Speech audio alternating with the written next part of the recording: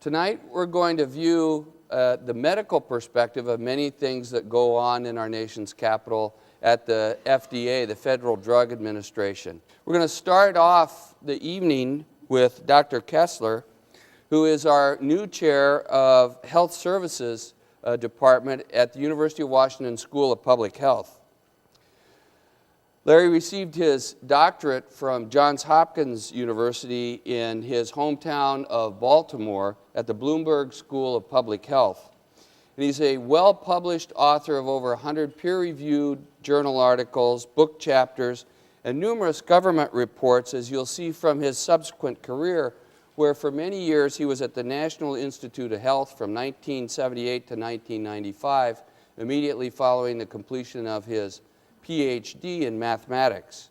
He was first served as the chief operations of the research section at the National Cancer Institute, as well as later the chief of the applied research branch of the Division of Cancer Prevention and Control at the National Cancer Institute.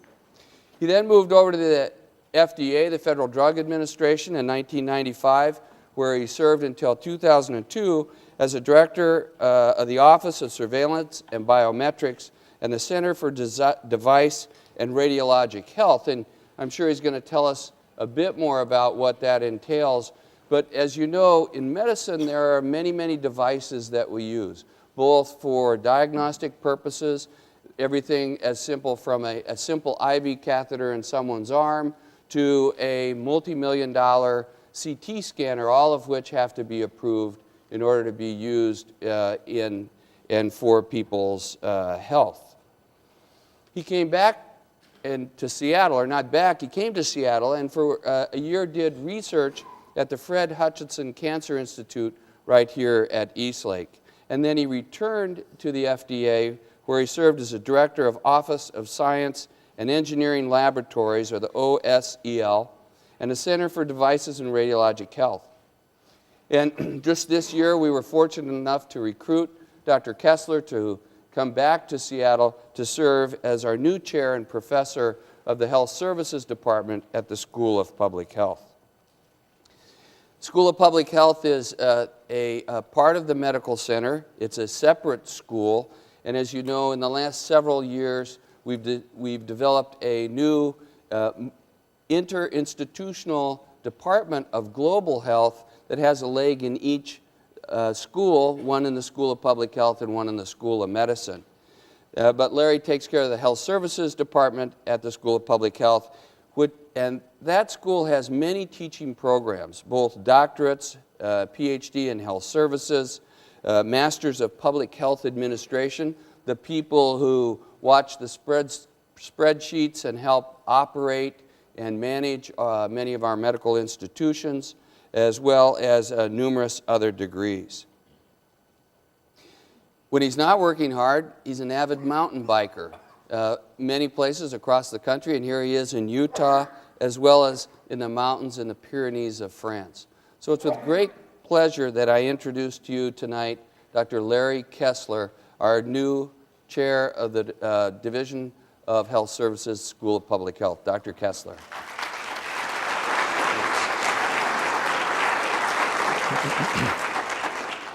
Thank you, Hugh, and I want to thank Joanne Elmore also for inviting us this evening.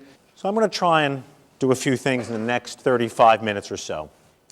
First, I have a few disclosures. First, I have no professional conflicts as of today, as of March 09. Other conflicts, and these are the important ones. I've worked at FDA, as Hugh told you, from 1995 to 2009, so it's a little over 13 years, and I have many good friends at FDA who are very smart and they work very hard, so I may not want to criticize them too directly, but we can do some of this offline during the break. what I want to try to do. So I'm going to try and pull a rabbit out of a hat. In the first 10 minutes of my talk, I'm going to talk about FDA and try and give you an entire picture of what the Food and Drug Administration does, an organization that regulates up to a quarter of the entire gross domestic product of the United States. I'm then going to spend another very fast 10 minutes or so talking about the Center for Devices and Radiological Health and explain the regulatory paradigm that's used to move those products that Hugh was mentioning from bench to bedside. And then finally, I'm going to give you two different device examples, try to make this real and connect what we do in CDRH to your lives, to the lives of patients here at the University of Washington and elsewhere. And then finally conclude with whether I think it's time to either bail out the FDA or do a stimulus for change. So the U.S. Food and Drug Administration is made up of about 7 different centers. Most well known is the Center for Drug Evaluation and Research. There's the Center for Food Safety and Applied Nutrition. We have a National Center for Toxicologic Research, that's in Arkansas. A Center for Biologics Evaluation and Research. An Office of Regulatory Affairs, the Center for Veterinary Medicine, and finally the Center for Devices and Radiological Health. These are the big organizational components of the FDA. With apologies to my friends and colleagues at the Center for Veterinary Medicine and the National Center for Toxicologic Research, I won't be talking about them over the next few slides. If you have questions, we can handle that later. So first, I'm going to talk very briefly about the Centers for Drugs, Devices, and Biologics. They're the medical product centers. They have both a pre-market and a post-market function. That means, particularly for moderate to high-risk medical products, before they go on the U.S. market, they must come to FDA with a representation, paperwork. Here's what we want to put on the market. Here's what we believe are the risks and the benefits. The basic mission of these 3 centers is very similar, and you'll see in their values and mission statements comments about safety and effectiveness of medical products. However, these centers were established with different legislative authorities from Congress, and there are very important nuances. One of the best examples of this, if you choose to read the law, is look at the definition of evidence, and it's very different for drugs and devices, and that is in the law. The expectation of the Congress over time is that drugs need to have several pivotal, usually randomized controlled trials. The expectation in the law for devices is a reasonable assurance of safety and effectiveness, but a much broader range of studies is permissible to get market clearance or approval for devices. Why? The products are inherently different, and the Congress in 1976 recognized that. I'll talk a little bit about that when I get to the Center for Devices and Radiological Health.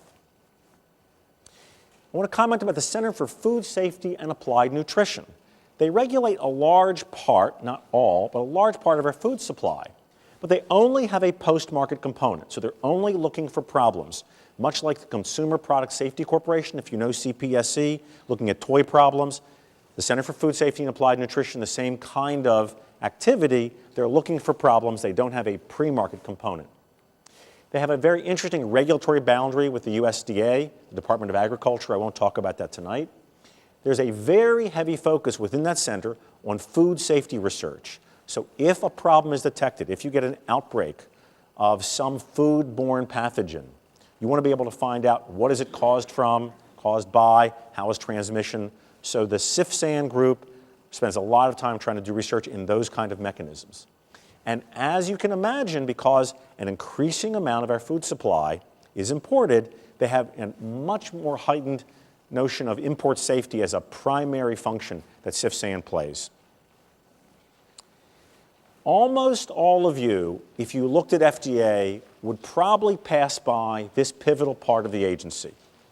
The Office of Regulatory Affairs is the on-the-field arm of the agency and does a lot of work that is almost always undervalued or underestimated by those people outside the FDA. You almost have to work in FDA to appreciate how critical ORA is to the mission of the agency. There are 26 field offices. There's one in Seattle. It's in Bothell. They perform what are called routine and for-cause inspections. So what they do is they will go into a manufacturing plant of a drug company, or a food establishment or a device company, and they will look for problems. They'll pull the complaint records. If there was a complaint, what did the company do about it? Did it report that complaint to the FDA if it was required by law? How is the product being manufactured? Is the manufacturing of the product in accordance with what they submitted to the FDA? Sometimes they make manufacturing changes. It's critical for the inspectors to understand if those changes might have had a material effect on the product. And when I say routine or for cause, by law, we go into particularly risky product areas every year or two, sometimes more often, but routinely we'll go in to lower risk products less often. And then for cause, meaning if we have a problem that's been detected through one of the various means of adverse event reporting systems in the FDA, we may send inspectors right away.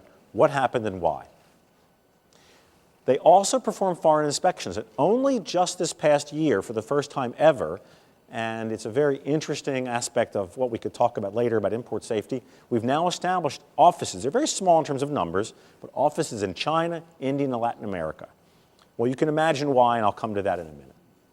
So I have a somewhat irreverent perspective about FDA, having been there for 13 years. I do love the agency, and it does fabulous work, but I want to point out it is an institution created by the Congress with laws, regulation, and guidance. Congress creates laws. The federal agencies then translate those laws into regulations and then sometimes create guidance to tell manufacturers of products how to submit information to the FDA or what's expected of them in the performance of their manufacturing, delivering quality products to the public. But what do we mean by regulations? So I thought I would bring some to you. These are all the regulations that govern the FDA. And this one, Code of Federal Regulations, CFR, from 800 to 1299. It's very small print. Center for Devices and Radiological Health. So this is the implementation of the laws of Congress. So what we do as reviewers in the FDA, what manufacturers do, it's embodied in here. And interestingly enough, what clinicians do is mostly not in here. We can talk about that later. The FDA obtains resources from Congress. Two kinds of resources. They get money, of course, but also the legal authority to actually accomplish their mission.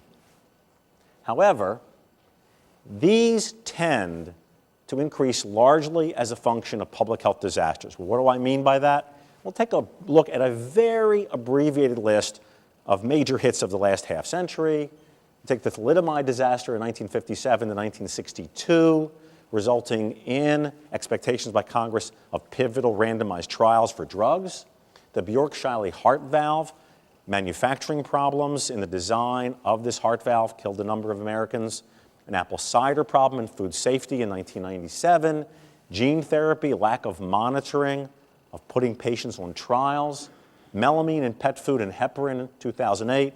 These are import safety issues, particularly from China. With each of these disasters, the Congress turned to the commissioner of the FDA and said, why didn't you protect the American public, and what can we do to help after he got himself beaten up in front of Congress? And so then money sometimes comes, sometimes new legal authority comes, and some of that is translated into here. And that's sort of the basics of FDA in a very short period of time. And I'm going to talk now about one of those centers in some detail, the Center for Devices and Radiological Health. As Hugh mentioned, CDRH regulates, of all the centers, the most varied set of products. From Band-Aids, those are medical devices and tongue depressors, to, as he mentioned, multi-million-dollar CT scanners. Also, all the in vitro diagnostic products, blood tests, blood glucose test meters, PSA tests, you name it, we regulate it. If it's not a blood, vaccine, or a drug, it's a device. And it's a very wide group of products, things that you know about every day, stethoscopes and pacemakers, blood pressure cuffs, simple and complicated products as well. The legislative mandates are what define the Center for Devices and Radiological Health. And I want to point out that the first one of these actually occurred in 1968, the Radiation Control for Health and Safety Act, RCHSA. And that act actually gave to FDA the responsibility to monitor all radiation-emitting electronic devices. Okay, things like laser pointers, etc., microwaves. The products there are only monitored for radiation safety post-market. All the other medical products, again, pre- and post-market regulation. And the big governing authority was 1976 medical device amendments, when Congress said devices are different than drugs. You need to regulate them a different way. They're basically engineered products. So if you take a look, for example, things like a hip implant or a blood pressure cuff, you don't tend to need randomized trials to figure out a blood pressure cuff works. It's a different kind of mechanism. These are engineered products. And for your information, some of the other authorities have changed the way in which FDA does its business, particularly in CDRH. The two I've underlined, the 1997 Food and Drug Modernization Act and the 2002 Medical Device User Fee and Modernization Act, have had a very large effect on the way in which the Center for Devices does its job.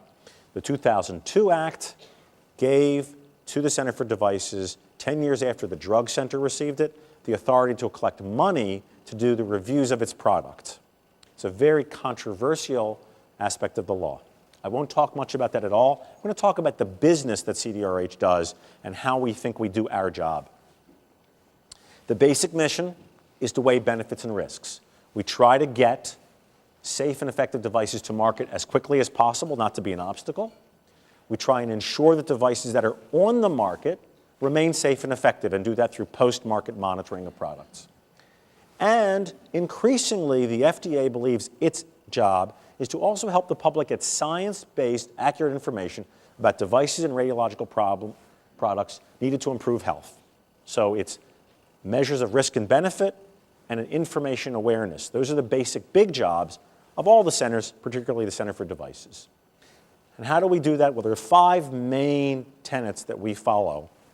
First, we base the degree of regulatory control on the risk of the product conveyed to either the patient or the operator, most often the patient. There are basically 3 classes of devices, class 1, 2, and 3.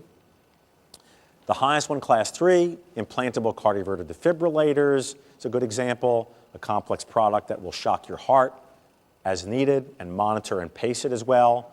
Class 2 products may be things like a biopsy forceps, a product that is used in surgery to snip out potential colon cancers. And class 1 products are the simple ones, something like a Band-Aid. There are actually a large number of class 1 and 2 products. The number of class 3 products is relatively small. The total number of medical devices we count, this counts a lot of different models, about 500,000 are on the market at any one time. And a small correction what Hugh said, the class 1 products actually are not reviewed largely by the FDA. They're relatively simple. We provide manufacturing information and controls for those companies, and we don't see the very simplest of devices. We try to weigh benefit versus risk to determine whether or not we feel there's a reasonable assurance to allow something to go on the market. We try to use valid scientific evidence, which has a large range of definition in the device area. And a provision of the 1997 law, which is interesting, is it's up to the agency to consider the least burdensome way we can get products on the market. So there's a very clear signal in 1997 from Congress to the FDA, please don't wait until it's perfect. Do not let the perfect be the enemy of the good. When you have a reasonable assurance of safety and effectiveness, if you can find the least burdensome way to help the industry get a product to the clinicians, to the patients, try to do so. Don't ask for extra information. And finally, we are supposed to provide, again, a reasonable assurance of safety and effectiveness. So how do we do that? Well, I'll give you 2 slides to describe all of the work of CDRH. What's the proposed product? Is it a device? Is it a drug? Is it a combination product? I'll talk about a combination product later. One of the keys is, what is the proposed intended use? What is the use the manufacturer intends for the clinician to use? What's in the label? The 1997 FDA-AMA Act tells the FDA, look in the 4 corners of the label for what's intended, and that's what you're supposed to review. What is the target population for that product? What are the risks? And how has the company attempted to mitigate or lessen those risks? That's the job expected of the company, and FDA reviews that. And then finally, what data are necessary to demonstrate safety and effectiveness or substantial equivalence, which is a way in which you can get a class 2 or moderate risk device on the market, making it substantially equivalent to something that's on the market already. And this schematic will show you how we basically do the job. On the left-hand upper corner, you'll see the industry and customers. They actually are most of the action of medical products and medical devices outside of the FDA's bounds. But once they do their work designing and modifying devices, as we go to the right, this time scale from design all the way to obsolescence, you go across the top, you'll see lab and bench testing is conducted. Sometimes clinical testing is done. You might be surprised, but only between 10 and maybe 15% of medical devices submitted to the FDA have any clinical data. Between 85 and 90% bench data, engineering data only. Then you get to FDA review, and then finally a large post-market evaluation period. For some devices, because the generations turn over very fast, post-market monitoring may be a year, year and a half. For others, implants, 5 years, 10 years, 15 years. Some of these products are expected to spend almost lifetimes in our bodies. The clinical community gets involved, helping us with the review, and certainly in post-market evaluation, that's where we get many of our reports of adverse events. So my final statement about the Center for Devices is the law, embodied in the regulations here, generally gives the Center for Devices the flexibility to calibrate its regulatory requirements, we call it our regulatory touch, to the level of potential risk of new products. So a new product that may be life-sustaining or life-supporting for an individual, we will put through the ringer to make sure it is safe and effective, because if it goes bad, individuals' lives are at peril.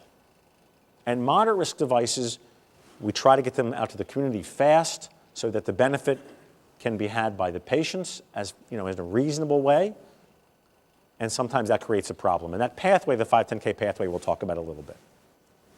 So I'm going to give you two examples in the next 15 minutes. First, I'm going to talk about something that might appear sophisticated.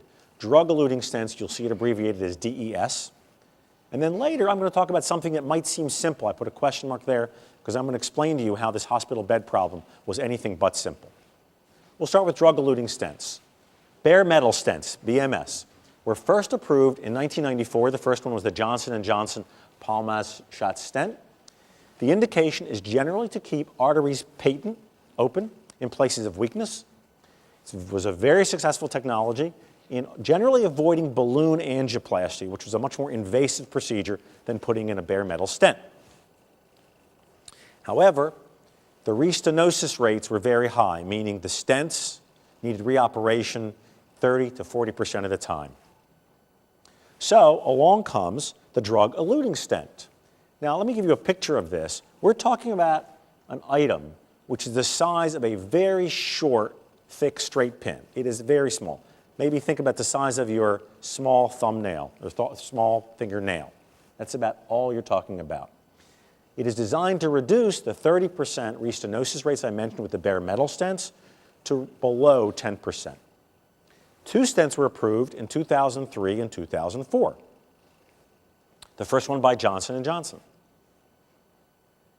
There were randomized controlled trials. The control group was an appropriately chosen standard of care, the bare metal stent. There were over 3 years of follow-up. And the clinical community took this up very quickly because stents had been a big success, but the reoperation rate, the restenosis rates, reclogging was a real problem. Each company that was approved was required in the approval letter to follow a cohort of 2,000 new patients to find out how they were doing with the drug-eluting stents. So this is an example of what's going on. You can see the control and the sirolimus stent, which is the drug used, on the left-hand side. And you can see that at 28 days in a swine model, it's a fairly open artery. But for the control, the bare metal stent, you can see the growth of tissue called intimal hyperplasia. So you get the growth back in, and that's restenosis, and then you have to go back in because you get a narrowing in the vessel. And that's what the drug was designed to help with, and in fact did. But within 3 months of the approval, 47 reported thrombotic events happened at or within a few days of implantation of the stent. They were subacute in nature, but dangerous, and these spontaneous adverse events were reported to the FDA, but they have limitations. 47, is that a big number or a small number? What's the numerator, what's the denominator, what's the exposure? A good epidemiologist would tell you it may be a signal, it's not real scientific data. So, what did we do? We called the company and we said, hi, we've got these reports, we're thinking about going out and telling clinicians about these thrombotic events. We know it might concern you, we want to talk to you to see what information you have. At that time, roughly 3 to 4 months after the product was approved, around 250,000 had been sold by the first company. So we asked them, hey, you've got a 2,000 patient registry. Maybe we can get some information to see whether thrombosis occurred there, because then we would have numerator and denominator. You calculate a rate and see whether it's a big risk. We're trying to remember risk and benefit, right? At that time, after they'd sold 250,000, they had placed 0 patients on the registry. The answer to the question, what data do you have at the registry, was met with a lot of silence. Studies were begun, but belatedly. And the good news is after a fairly rapid investigation, the rate of thrombosis for these early events was no different than the bare metal stents. But for a few months, nobody knew. And the FDA had to tell clinicians, we see the problems, we're not sure what to make of it. Then a more interesting problem showed up, late-term adverse events. So after a longer term, after not 30 days, 6 months, a year, year and a half, during the follow-up period, reports of late thrombosis start to happen. And these were very serious. Patients did die. There was a meta-analysis of a series of studies because it was a very important product that was changing the face of cardiovascular care. So a number of people did studies, and a meta-analysis suggested an increase in late-term thrombosis. Emerging issues after analysis suggested that discontinuation of antiplatelet therapy too early might have been related to those events. And then we worked with the clinical community and manufacturers to develop new information and communicate what was going on. But it illustrated not only some strengths in the system, the randomized trials helped, we did put a good product on the market, but there were some problems in understanding the post-market data. I call that holes in our safety net. At least 60% of the use of drug-eluting stents was off-label, for which we had no data. What does off-label mean? You don't have data for, there's no evidence usually for an off-label use. You just have on-label use. It's quite controversial. Gee, is that unusual? No, it's not. We did a study in the mid to late 1990s. For example, 70% off-label use of a very invasive procedure, transmyocardial revascularization, 2 years post-approval, shooting holes in the heart with a laser. After 2 years of approval, 70% of use was off-label. This is common with many medical devices. Until recently, post-market surveillance, PMS, was variably done by companies. Some companies took the requirement of doing post-market studies quite seriously, and others put it on the back burner and got to it when they got to it, sometimes not at all. And spontaneous adverse events are really important, but they only give you a clue that something might be happening. And when you're looking at observational data versus what we would like to see as large, simple trials, not very many people use large, simple trials, which really could help advance the understanding of the use of technology in medicine. Change of subject, totally different product. Bed safety. I get to the FDA in 1995, and a few months after, one of the analysts looking at adverse event data came to me and said, I've got 68 deaths reported from FDA in a 5-year period, 6-year period, due to entrapment. Patients being entrapped in a bed and dying. We issued a safety alert, something to tell the clinical community, this seems odd to us. After 1 year, what happened? The reported number of events dramatically increased. Why? Mostly because you're making people aware of a problem they didn't think was reportable to the FDA.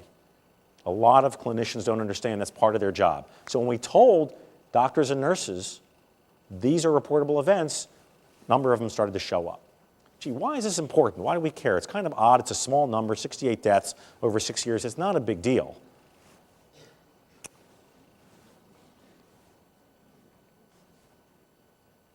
When you see a patient trapped, it's a big deal. Because it shouldn't happen. It's something that shouldn't happen. We discovered by analysis of the data that most entrapments were in between rails or between the mattress and the rails. Gee, why would that happen? Well, think about it for only a second. Hospital beds are expensive, they're big, and they stay on the floors for years.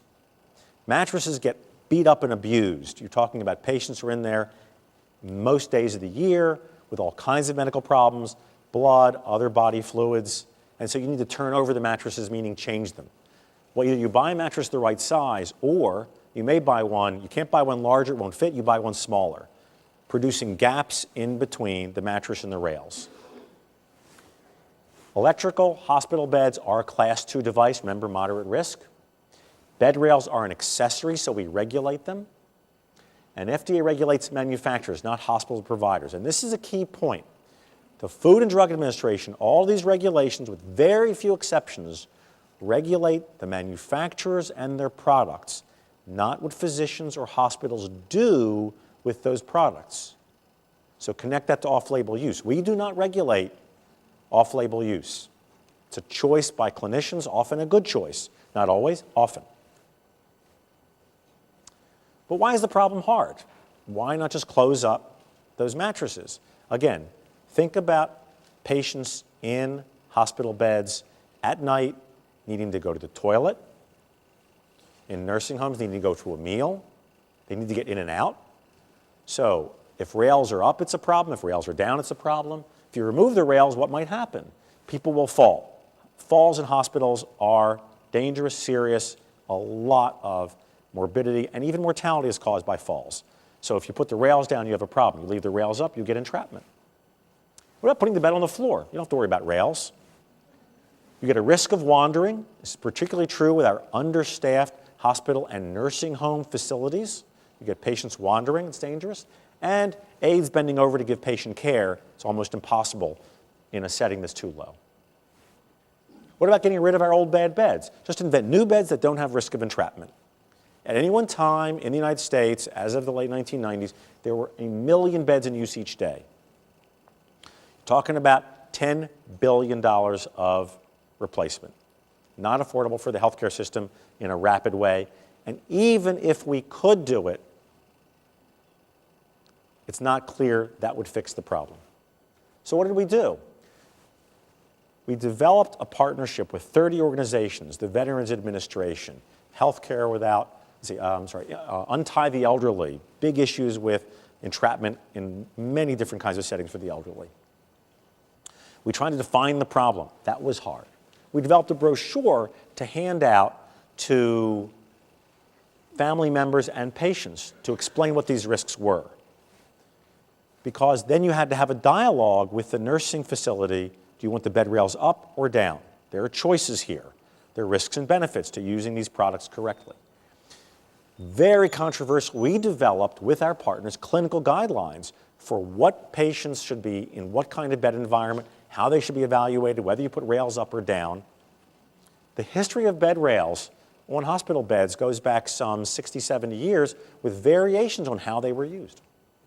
Then we had to develop measurement methods to look for what would present a risk of entrapment. And that was challenging. That took us years to figure out how to measure gaps that would be either safe or not. We developed a guidance on those gaps and how to measure, and we began to work with the international standards community so that the entire world would get hospital beds that were increasingly safer as time went on, and then a large amount of communication, videos, slide sets, public meetings, articles in journals. This took almost 11 years.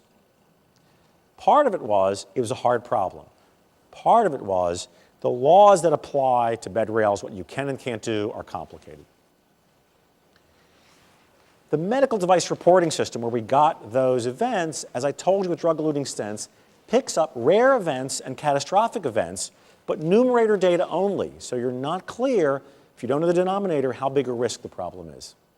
And estimating the real risk is a tremendous challenge for the FDA. And we have problems with bed rails like entrapment versus falls. Pick your poison almost. Voluntary versus mandatory standards. I could talk an awful lot about that. We don't have the time. We went the route of voluntary standards with this particular product, as most products in the FDA. And then I'm very proud to say one of our big successes was working with the hospital bed community to develop new standards and new bed systems. And if you go into a hospital today and you see the new enabling mechanisms next to modern beds, things produced in the last 4 years, you'll see an entirely different bed environment. And that group of organizations should be very proud of that. Okay, I'm wrapping up. I think we need more consistent and sometimes higher standards for things going to market. So I mentioned the case of hospital beds reviewed as Class 2. A lot of that work is pro forma. Oh, this hospital bed looks like that one. I think we need higher standards, particularly for the mechanism that's up there called 510K. You just have to say that your device is substantially equivalent to a similar device on the market. And that device could have existed in 1976. So you can keep saying you're substantially equivalent to something, even it's out there, it's not working that well. It's part of a flaw in the design of the regulatory system called 510K. There should be more guidance documents and more performance standards and mandatory standards for products. We almost never use them. If we did use them, I think they'd be highly valuable. There are challenges in the law getting performance standards through the system. There are challenges politically getting performance standards through the system. If they could get through with some degree of alacrity and frequency, could improve the way we regulate those products. There should be better resourced post-market programs, both at the FDA as well as by industry and clinicians. We should be systematically collecting more post-market data about the way in which products are used, numerators and denominators, and the risks. We don't do it so systematically, and it can be improved. And we need post-market programs with teeth. There were virtually no sanctions to the company that did not perform the post-market study it was required, and that's not acceptable. So my conclusions. FDA is, as I said, an agency of laws and regulations. And that box prescribes what the FDA can do. You may think there are certain things FDA should do. If it is not in the law from Congress, so off-label use is an example, FDA cannot touch it. The Congress says you cannot look at off-label use, and, for example, you cannot look at cost effectiveness. It's a good example of something the Congress says, not your job.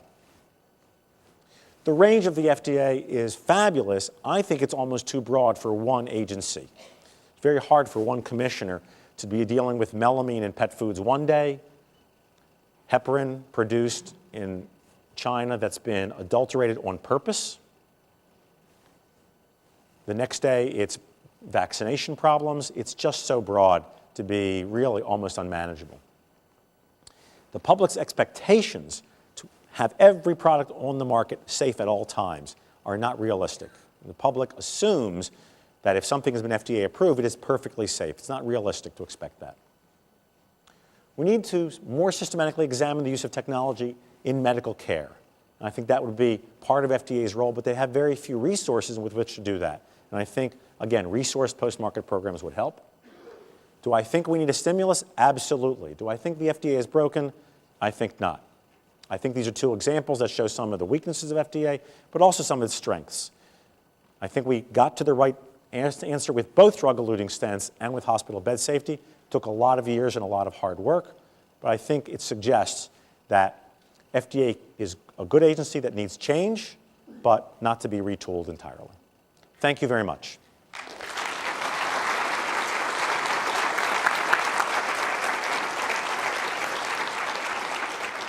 Let's take a few minutes of questions, and then we'll take a break.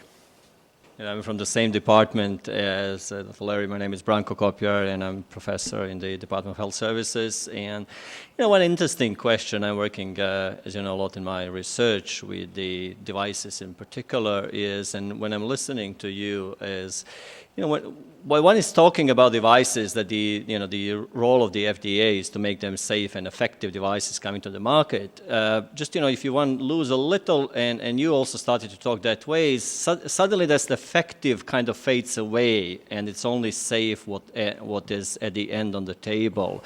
And it seems that the whole device department works that way. I mean, the main concern is about the safety. And what I would kind of just put on the table as a challenge is that, it can be safe, it is not effective, because then it can only be harmful. Because if there's no effectiveness whatsoever, then it's definitely some harm in it. If you put something in the body and it doesn't help you, then it definitely hurts you. So what's the background? I mean, why are devices so much about the safety, while drugs are pretty much both about the effectiveness and the safety? And even the thing that you are saying about, I mean, the 510K is very limited process, but also the FDA puts enormous actually financial burden on the other hand on the companies running the class 3 devices, while those studies actually rarely prove any effectiveness. They prove non-inferiority to something what is not effective to begin with. Thank you. It's a good question. So I'll give you a couple of answers. The first answer I want to give is that no matter what center you're in, the folks at the FDA get up in the morning, and in fact, safety is probably their primary concern, even in the drugs business. While effectiveness certainly is an important question, everybody is motivated to try and protect the public health.